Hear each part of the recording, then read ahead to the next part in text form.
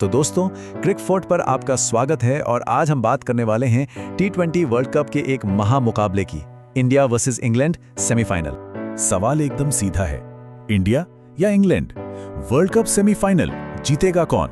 चलिए इस high voltage match की एक एक परत को खोलते हैं। और स्टेज तो एकदम सेट है। मुंबई का वानखेड़े स्टेडियम, 5 मार्च 2026, अपने घर में अपने लोगों के सामने।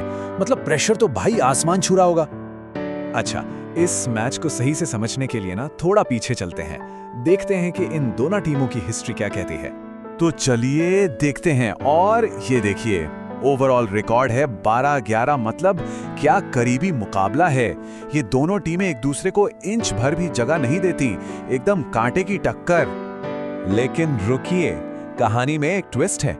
जब हम इन आंकड़ों को थोड़ा और खोदते हैं तो देखिए, हाँ, ओवरऑल में इंडिया थोड़ा सा आगे है 12-11 से, लेकिन टी20 वर्ल्ड कप में स्कोर 2-2 से बराबर है। और पिछले 5 मैचों की बात करें तो इंग्लैंड 3-2 से आगे है। मतलब हालिया फॉर्म इंग्लैंड के साथ है। ये तो मामला फंस गया। चलिए अब टीम से हटकर बात करते हैं उन सितारों की जो अकेले दम पर मैच का पासा पलट सकते हैं। देखते हैं 2026 में किसका बल्ला और किसकी गेंद आग उगल रही है। यह सिर्फ एक बैटिंग बैटल नहीं है, यह है 2 अलग अलग सोच की लड़ाई। एक तरफ है इंडिया का अनुभवी और विस्फोटक टॉप ऑर्डर, और दूसरी तरफ इंग्लैंड का बेसबॉल वाला बेखौफ अंदाज।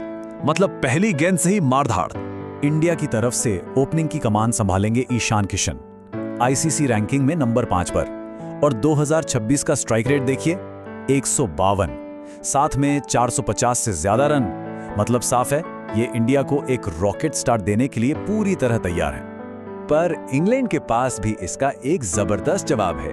नाम है फिल सॉल्ट, रैंकिंग में नंबर 2 और स्ट्राइक रेट, अरे बाप रे, 165।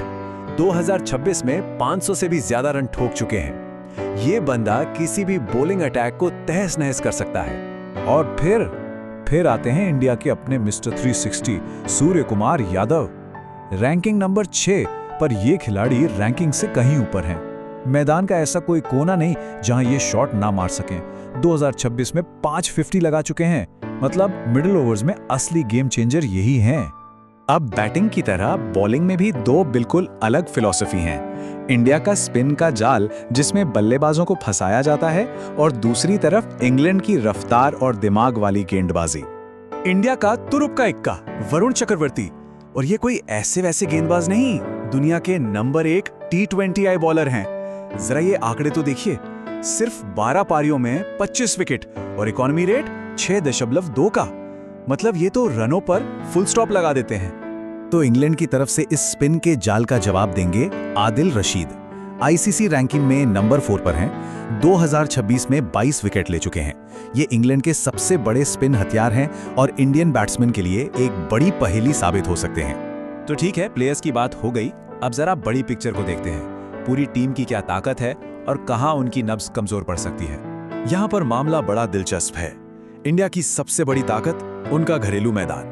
वानखेड़े में पिछले 5 टी20 मैच वो हारे ही नहीं हैं। साथ में उनकी स्पिन तिकड़ी जो मिडिल ओवर्स में बल्लेबाजों का जीना मुश्किल कर देती है। वहीं दूसरी तरफ इंग्लैंड की बेसबॉल वाली आक्रामकता, और 1800 से ऊपर का कोई भी टारगेट चेस करने में तो ये एक्सपर्ट हैं। लेकिन हर सिक्के के 2 पहलू होते हैं। इंडिया के लिए नॉकआउट का प्रेशर हमेशा एक सवाल रहा है, और अगर टॉप ऑर्डर जल्दी गया तो मिडिल ऑर्डर पर खतरा मंडराने लगता है। इंग्लैंड की बात करें तो एशिया में स्पिन के सामने उनकी बल्लेबाजी अक्सर लड़खड़ा जाती है, और उनके मेन पेसर्स की इंजरी भी एक सिरदर्द बनी रहती है।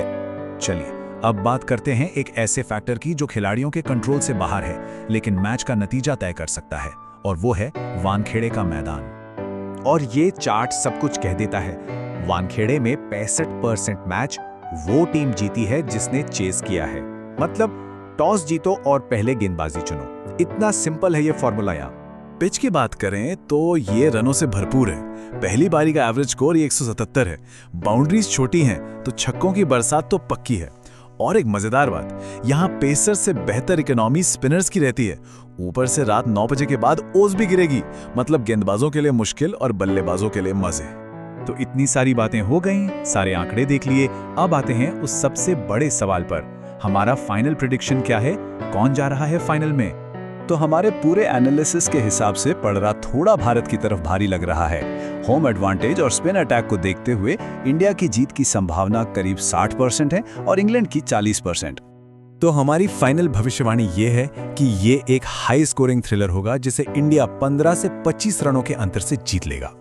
लेकिन एक आखिरी सवाल मन में छोड़ जाते हैं, क्या इस मैच का असली फैसला बीच के ओवर्स में होने वाली इस टक्कर से होगा? सूर्य कुमार यादव बनाम आदिल रशीद, शायद यही वो मुकाबला है जो पूरे मैच की कहानी लिखेगा। वैसे इस पर आपकी क्या राय है? कौन जीतेगा ये महामुकाबला? नीचे कमेंट्स में जरूर बताइएगा। और अगर ये एनालिसिस पसंद आया हो तो इसे लाइक और शेयर करना न भूलें। क्रिकफॉट पर ऐसी ही बेहतरीन क्रिकेट कवरेज के लिए सब्सक्राइब जरूर करें।